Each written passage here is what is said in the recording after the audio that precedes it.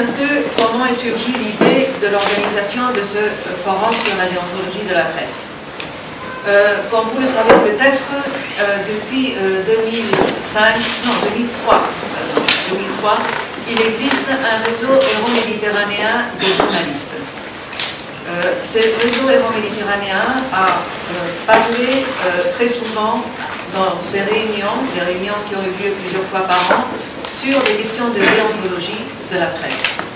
Et nous avons décelé qu'il y avait maintenant, presque 10 ans après, il y avait une idée assez générale dans la région, surtout du Maghreb, sur le besoin de parler sur un code de déontologie au niveau de la presse maghrébine. Je parle maintenant de la presse écrite, online mais aussi papier. Donc j'ai parlé de cette idée d'organiser, de réunir des patrons de presse, surtout parce qu'il faut toujours commencer par le haut. Si les patrons de presse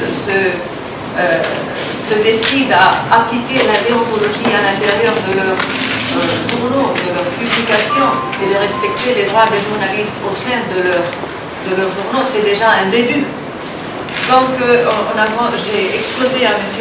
Tayeb Zahar cette idée de réunir, pas toute la presse maghrébine, bien sûr, mais surtout les publications qui se sont distinguées pendant un délai assez important, qui se sont distinguées pour appliquer une certaine déontologie dans leur publication.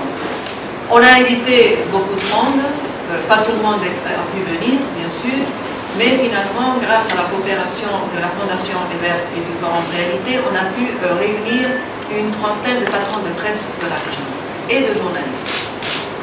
On a invité des experts internationaux, des associations professionnelles et quelques journalistes, pas parce qu'il s'agissait d'un code pour ou des journalistes, mais c'était surtout un code à appliquer par les patrons de presse de la région, mais il fallait aussi entendre la voix des journalistes et, comme je répète, des associations professionnelles. Il faut dire qu'en tant que chef de délégation de l'Union européenne, le résultat m'a beaucoup surpris. Parce que nous, on a intervenu en tant que facilitateur. Tout le travail de fond a été fait par les patrons de presse eux-mêmes. Ce code n'a pas été conçu comme étant un bras de fer avec les journalistes, comme ça peut être compris peut-être par certains. Mais heureusement, ce n'est pas le cas.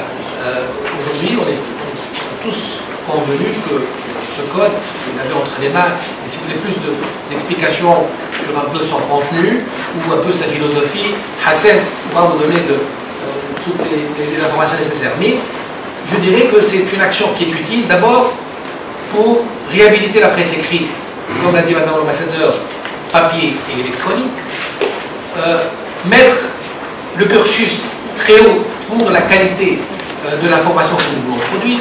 Le choix n'a pas été facile, on aurait pu, et je crois que la délégation européenne a mis tous les moyens nécessaires, donc on aurait pu inviter 100, 150, à mon avis ça n'aurait pas été utile, encore moins productif. On a essayé de réunir un peu les journaux, les médias qui comptent, qui sont connus pour leur militantisme, pour leur engagement pour les libertés, et aussi pour les médias naissants en Libye. On a eu l'agréable surprise de voir des jeunes aujourd'hui en Libye, après la révolution, qui ont créé leurs propres médias et qui aujourd'hui représentent, à mon avis, un grand acquis pour la révolution libyenne, tout comme nos amis mauritaniens qui bénéficient, eux, d'une expérience quand même plus ancienne. Et donc on a essayé, à partir d'un draft qui a été fait par Hassan avec son comité d'experts, de jeter les bases d'un code de déontologie